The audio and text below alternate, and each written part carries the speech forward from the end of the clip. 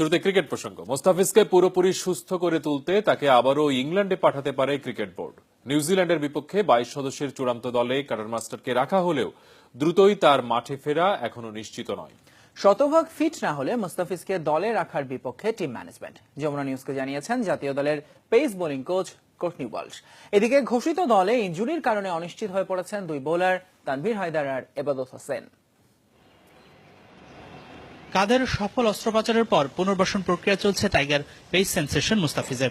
গেল 1 নভেম্বর থেকে ফিজিওর দেয়া পরামর্শ মতো নেটে বোলিং করছেন কাটার মাস্টার। এখন পর্যন্ত পূর্ণাঙ্গ পেসে বোলিং শুরু করেননি। সামর্থ্যের 60 ভাগ জোর দিয়ে বল করতে গিয়ে ছোটখাটো সমস্যায় পড়ছেন মুস্তাফিজ। হুটহাট করে হালকা ব্যথা টের পাচ্ছেন সাতক্ষীরার এই বোলার। দিন দুয়েকের মধ্যে ব্যথা পুরোপুরি প্রশমন না হলে বিকল্প ভাববে ক্রিকেট বোর্ড।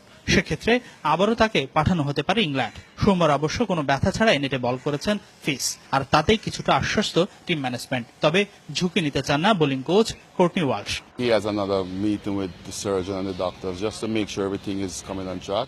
ইংল্যান্ডে যার কাছে সে অস্ত্রোপচার করেছে তার সঙ্গে একটি মিটিং আছে। টিম ম্যানেজমেন্টের সবাই চায় তার সুস্থ হয়ে ওঠার জন্য কোনো কমতি না রাখতে।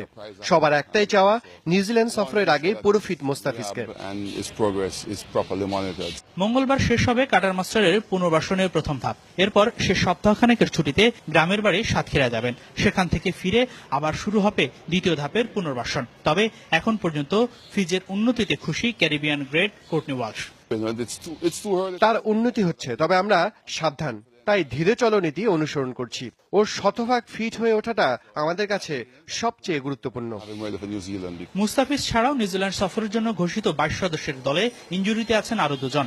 এবার তো এখনো বোলিং স্টার্ট করতে পারিনি, ওরে নিয়ে আমরা চিন্তা ভাবনা করছি। সাথে তানভীরও ফ্র্যাকচার হয়েছে আঙ্গুল। তো সবাইকে নিয়ে আগামী সপ্তাহে আমরা একটা রিপোর্ট পাবো পুরো ফাইনাল, তারপরে সিদ্ধান্ত নিব কি করবো। এবাদতের ফিট হওয়া অনেকটা নিশ্চিত হলেও সংশয় আছে তানভীরকে নিয়ে। হাসিনুর রহমান, যমুনা স্পোর্টস, ঢাকা।